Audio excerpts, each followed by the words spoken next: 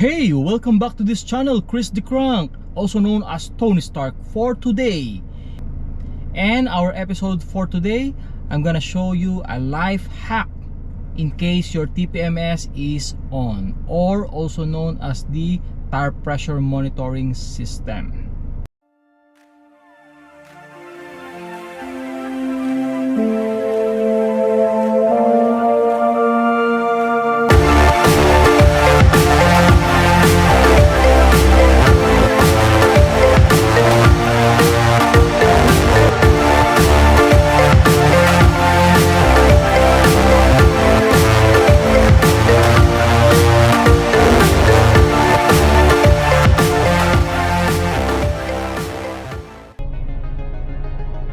Alright, so first thing you will notice, this small indicator of tire is turned on suddenly. And then let's say you are in the middle of nowhere, you don't know what to do, or you're waiting for your tire guy to rescue you, then I'll show you the systematic approach. Alright. However, if you have pressure indicators such as like this, you have 39 psi, 40, another 40 and 38, then you don't need to find the low pressure tire. Got it?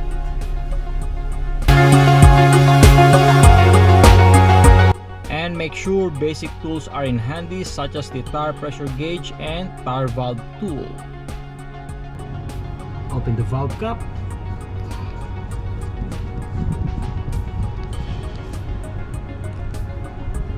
Then good thing if you have this glass cleaner, you can spray it, check if there's any bubbles.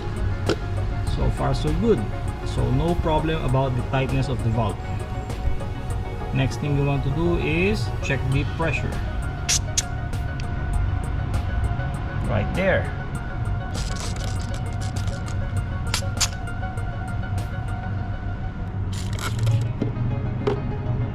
Nothing, no leak from the valve. Pressure.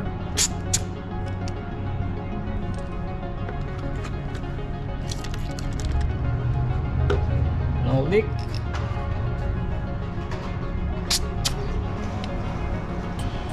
But pressure is low, 20 psi. There you go.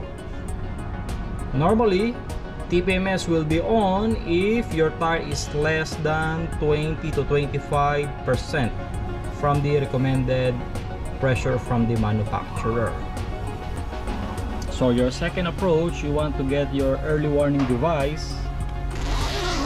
So simple as that, not much complicated.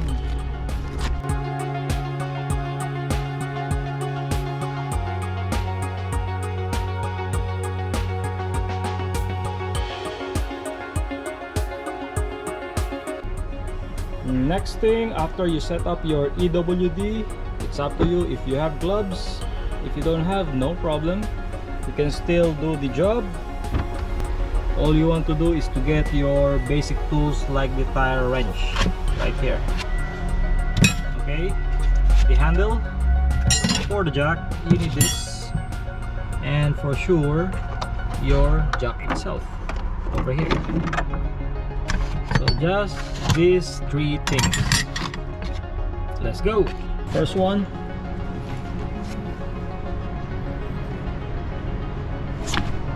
Second.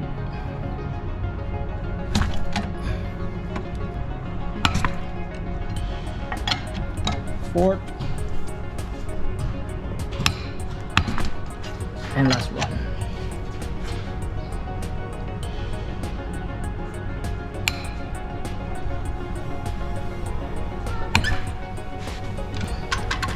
Then establish your jack, lift it a little bit, and then make sure align it with the correct jacking point.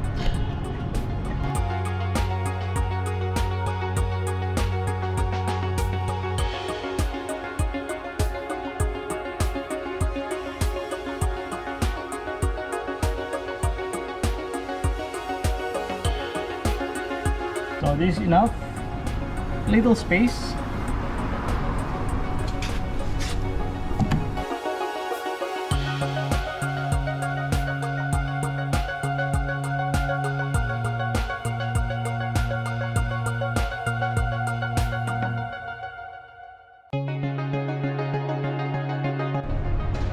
Then this tire, you want to bring this to your local vulcanizing shop, or you're waiting for the tire to fix it. That's totally up to you, if still repairable. Then the cap, the wheel cap, you have to remove it because you want to change that going to your spare tire if full size.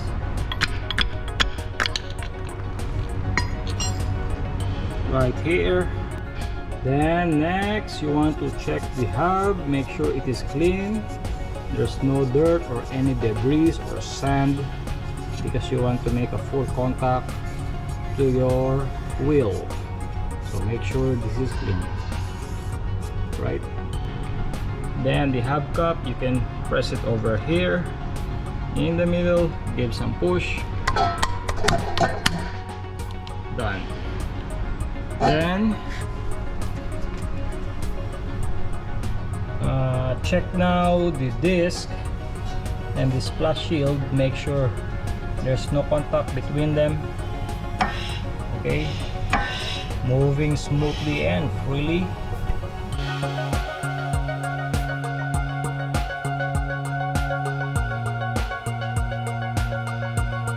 Make sure the lug nuts are centered in the hole, and then you can tighten it very easy.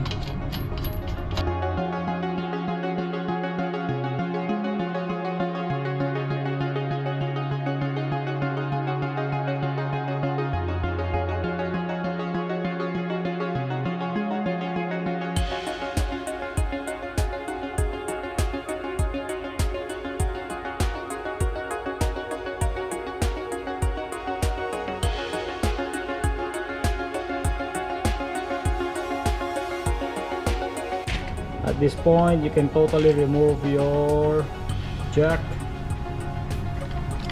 right?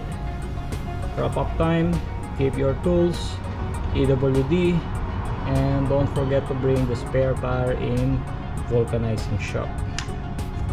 Then once you're done, you want to press the TPMS Reset button, right? So you can see the indicator, hold it for some time, some seconds. There you go. Done.